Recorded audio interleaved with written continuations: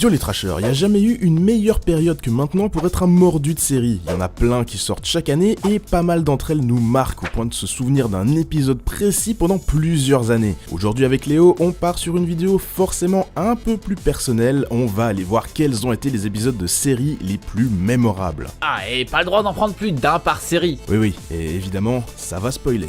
Et Elixir d'amour de Rick et Morty. À la base de simple parodie de Retour vers le futur avec Doc et Marty, Rick et Morty a su s'intégrer dans la culture pop d'une main de maître. Tout le monde en fait des références et il y a carrément des émeutes dans la vraie vie pour un petit élément de la série. Mais s'il y a un épisode qui a posé toutes les bases de cette dernière, c'est bien celui de l'Elixir d'amour. Dans cet épisode, Morty veut séduire sa chère et tendre Jessica. Mais bon Morty est assez lâche, très timide, mais grâce à son grand-père Rick, il va pouvoir la séduire grâce à un élixir d'amour. Alors tout irait bien dans le meilleur des mondes si cet élixir n'était pas tombé dans le punch de la soirée, rendant tout le monde amoureux de Morty. Son grand-père Rick va essayer de régler le problème en neutralisant les effets, mais au final va transformer tout le monde en insectes géants.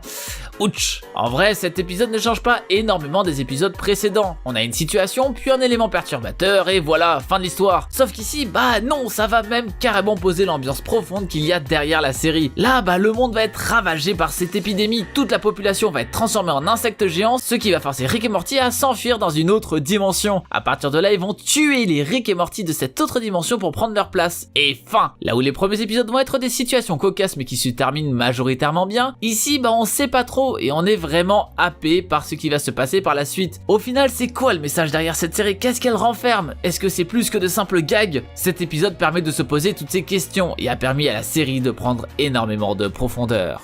Le Réveil, le double épisode qui a lancé la célèbre série Lost, show qui est tout simplement l'ancêtre de toutes les grosses séries que vous pouvez trouver aujourd'hui par exemple sur Netflix. Cette série était pour son époque de très loin la plus ambitieuse jamais créée. Elle a aidé à démocratiser le concept même de série TV avec des épisodes qui se suivent, là où à l'époque les séries avaient souvent tendance à proposer des épisodes qui peuvent se regarder de façon détachée. Je pense que tout le monde connaît le synopsis de la série, un avion s'écrase sur une île mystérieuse et les rescapés vont devoir s'organiser pour survivre. Au fil des 6 saisons, on suivra leurs aventures et on découvrira cette île et les secrets qu'elle cache. Des épisodes marquants, il y en a beaucoup, mais le plus important reste celui qui a tout fait commencer. Le Réveil, partie 1 et 2, l'épisode pilote. Et là où en 2004 les budgets des pilotes tournaient autour des 4 millions de dollars, celui de Lost a coûté entre 10 et 14 millions. C'est bien simple, on n'avait jamais vu une telle qualité dans une série TV. C'était aussi bien réalisé qu'un film et je me rappelle à quel point ça avait mis une claque à tout le monde. L'épisode en lui-même nous montre le crash de l'avion et nous fait découvrir Jack, Kate, Charlie et tous les autres personnages charismatiques et torturés qu'on suivra avec plaisir par la suite. On est dès cet épisode confronté à des mystères, un ours polaire en pleine jungle, un message terrifiant qui tourne en boucle depuis 16 ans, mais c'est surtout la première rencontre avec la fumée noire, créature meurtrière mythique de la série. On ne s'ennuie pas une seconde durant cet épisode pilote et 14 ans plus tard, il n'a pas pris une ride. C'est dire, en le revoyant pour écrire cette vidéo, j'ai eu la furieuse envie de me replonger dans la série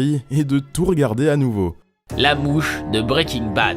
Une série qui a marqué beaucoup d'esprits, même si elle commence un petit peu à dater. Breaking Bad raconte l'histoire d'un prof de chimie ayant une vie plutôt modeste. Un jour on lui annonce qu'il a un cancer et vu que sa carte vitale n'était plus à jour, il doit tout payer de sa poche. Et quoi de mieux pour faire de la thune que de vendre de la drogue? Bon, c'est très vite résumé, mais dans l'idée c'est à peu près ça. Et là on va parler d'un épisode qui a pas grand chose à voir avec la série, le fameux épisode de la mouche. Dans cet épisode, Jesse et Walter, nos deux héros, sont tranquillous dans leur labo où ils fabriquent de la drogue. Sauf que une mouche les embête et même si au début elle est assez insignifiante, ça va taper très rapidement sur le système de Walter qui va très rapidement n'avoir qu'un seul objectif, l'exterminer. Alors déjà ce qu'il faut savoir c'est que cet épisode est né d'une grosse contrainte économique, la série galérait à avoir des budgets corrects pour ses épisodes malgré son incroyable succès. Il a donc fallu se serrer la ceinture pour quelques épisodes dont notamment celui-là. Et là cette contrainte va créer un des épisodes qui a le plus marqué les fans, car même si l'action y est faible et les dénouements aussi, au final cet épisode sert pas à grand chose, et bien la relation entre nos deux personnages est totalement exposée. Là où Jesse se fiche de la mouche, Walter pète un câble direct et va la chasser pendant tout cet épisode. Au travers de cette chasse, on va pouvoir apercevoir la peur chez cet homme, caractérisé par cette mouche, des frayeurs qu'il n'arrive pas à chasser. Ce bottle épisode,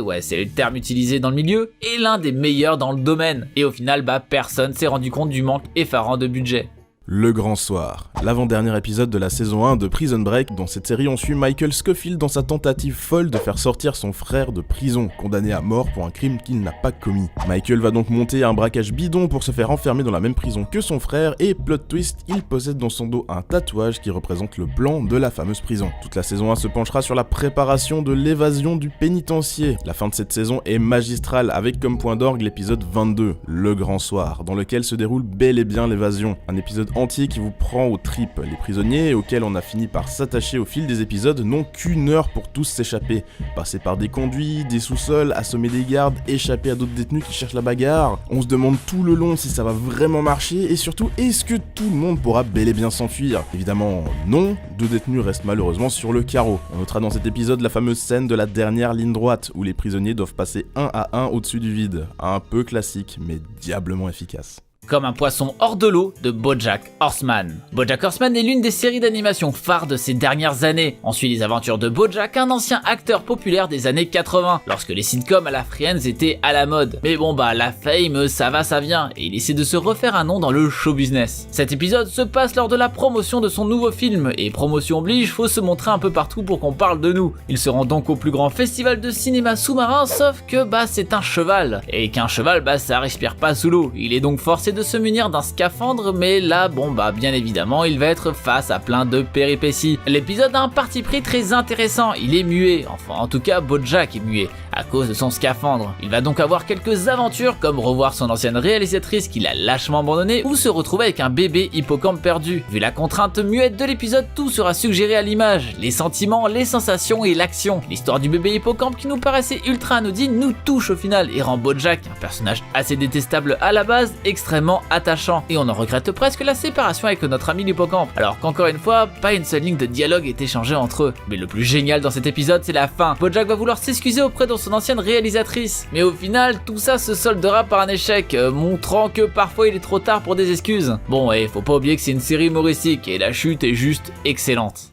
Tais-toi et danse de Black Mirror. Black Mirror est une série qui analyse des faits de société et les pousse à bout, jusqu'à y montrer une utilisation toujours malsaine. On y voit toutes les facettes perverses de l'humain, la curiosité morbide, la bien-pensance, ou ici, le troll. Dans cet épisode, on suit Kenny. Après une journée banale, il rentre chez lui, il récupère le PC que sa sœur lui avait piqué, mais qui est maintenant infesté de virus. Du coup, quoi de mieux pour enlever les virus qu'un logiciel qui permet d'enlever tous les virus. Ouais, c'est le pire phishing que j'ai jamais vu de ma vie. Enfin bref, notre Kenny se fait avoir, le télécharge et se masturbe devant son ordinateur. Une fois son affaire terminée, il reçoit un mail qui lui dit que tout a été enregistré en vidéo et on commence à le faire chanter. L'escalade commence alors. Les hackers vont l'obliger à faire des choses incongrues. S'il refuse, la vidéo de lui devant son ordi sera diffusée à tous ses amis et sa famille. On suit donc Kenny durant tout l'épisode, rouler à toute allure avec son vélo, ramener un gâteau à une personne qu'il ne connaît pas, etc.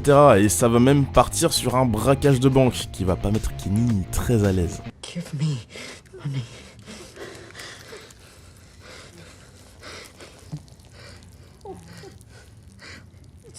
Just give me money. On continue notre périple jusqu'à ce que Kenny tombe sur une autre personne, elle aussi sous les ordres de nos hackers. Cette dernière s'est aussi masturbée, mais sur des photos d'enfants. Les hackers s'en amusent et obligent les 2 jeunes hommes à se battre à mort. Après toutes ces péripéties, nos pirates décident d'arrêter le chantage et de laisser tranquille Kenny. Ou pas, puisqu'ils vont tout de même diffuser la vidéo à tout le monde. What did you do, Kenny? This is kids. You've been looking at kids. Lindsay saw some video of you. You're doing like all of her friends have got it. Et voilà pour nos épisodes les plus mémorables. Et vous, c'est lesquels dans ces séries? Voire dans des séries qu'on n'a pas regardées, hein. Il y a tellement de choses qui sortent chaque année que c'est impossible de tout suivre. Mais tous ensemble, je pense qu'on peut faire une jolie liste des plus mémorables. Si la vidéo vous a plu, n'oubliez pas le pouce bleu de l'amour et nous suivre sur les réseaux sociaux de l'internet. N'hésitez pas non plus à vous abonner à Trash si c'est pas encore fait. Et aussi à la chaîne perso du grand Léo Techmaker. Allez, on vous embrasse et à la prochaine. Ciao!